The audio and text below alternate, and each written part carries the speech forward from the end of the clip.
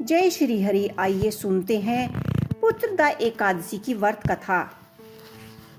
महाराज युधिष्ठिर ने पूछा, हे भगवान, आपने सफलता एकादशी का महत्व बताकर बड़ी ही कृपा की है। आप कृपा करके यह बताए कि पौष शुक्ल एकादशी का नाम क्या है, उसकी विधि क्या है और इसमें कौन से देवता का पूजन किया जाता है। भक्त वात्सल्य भगवान श्री कृष्ण से बोले कि हे राजन, इस एकादशी का नाम पुत्रदा एकादशी है। इसमें भी नारायण भगवान की पूजा की जाती है। इस चर और अचर संसार में पुत्रदा एकादशी के व्रत के सामने दूसरा कोई व्रत नहीं है। इसके पुराण पुण्य से मनुष्य तपस्वी, विद्वान और लक्ष्मीवान होते हैं। इसकी एक कथा मैं तुमसे कहता हूँ, सो तुम ध्यान पूर्वक सुनो। भद्रवती नगरी में शेकेतु मान एक नामक राजा राज्य किया करता था। उसके कोई पुत्र नहीं था। उसकी स्त्री का नाम शवैया था। वह निपुत्र था। उसकी स्त्री का नाम शिवैया था। वह निपुत्र होने के कारण सदैव चिंता किया करता था। राजा के पितर भी रो रो कर पिंड किया करते थे और सोचा करते थे कि इसके बाद हमें कौन पिंड देगा।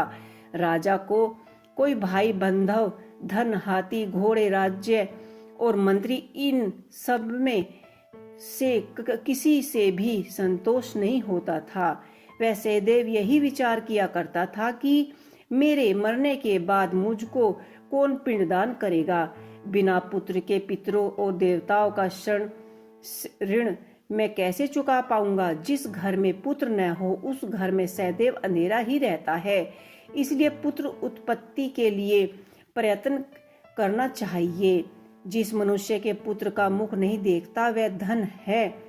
उसको इस लोक में यश और परलोक में शांति मिलती है, अर्थात उसके दोनों लोक सुधर जाते हैं।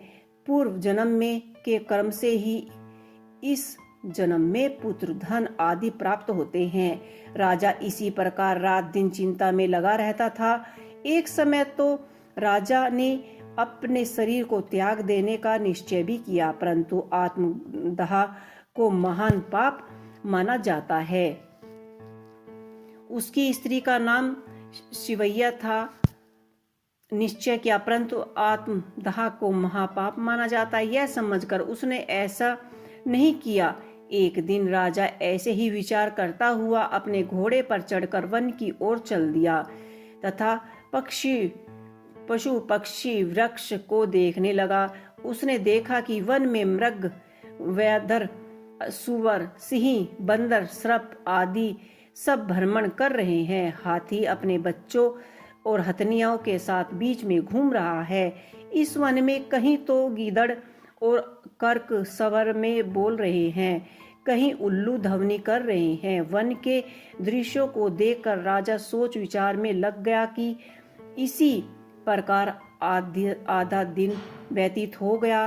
वह सोचने लगा कि मैंने कोई यज्ञ नहीं किया, ब्राह्मणों को स्वादिष्ट भोजन से तृप्त नहीं किया, फिर भी मुझको दुख प्राप्त क्यों हुआ। राजा प्यास के मारे अत्यंत दुखी हो गया और पत्नी पानी की तलाश में इधर उधर फिरने लगा। थोड़ी दूर पर राजा ने एक सरोवर देखा। उस सरोवर में कमल खिले हुए थे तथा सारस, हंस, मगरमच्छ आदि विहर कर रहे थे। उस सरोवर के चारों तरफ मुनियों के आश्रम बने हुए थे। उसी समय राजा के दाहिने अंग फड़कने लगा। राजा को देखकर मुनियों ने कहा कि हे राजन, हमें तुमसे अत्यंत प्रसन्न है। तुम्हारी क्या इच्छा है सो कहो। राजा ने पूछा, महाराज आप कौन हैं और किसके कहे अनुसार यहाँ आए हैं, कृपया करके हमें बताइए। मुनि कहने लगे कि हे राजन, आज संतान देने वाली पुत्रदा एकादशी है। हम लोग विश्वदेव हैं और इस सरोवर में स्नान करने के लिए आए हैं। यह सुनकर राजा कहने लगा कि महाराज, मेरे कोई भी संतान नहीं है। यदि आप मुझे पर प्रसन्न है तो एक पुत्र का वरदान दीजिए। मुनि बोले कि हे राजन, आज पुत्रदा एकादशी है, आप अवश्य ही इसका व्रत करें। भगवान की कृपा से अवश्य ही आपके घर में पुत्र होगा। मुनि के वचनों को सुनकर राजा ने उसी दिन से पुत्रदा एकादशी का व्रत किया और द्वादशी को उसका पारण किया। इसके पश्चात मुनियों को प्रणाम करके महल में वापस आ गया। कुछ ही समय बीतने के बाद रानी ने गर्भ धारण किया और 9 महीने के बाद उसने एक पुत्र को जन्म दिया। वह राजकुमार अत्यंत सूरवीर, यशवीर और प्रजापालक हुआ।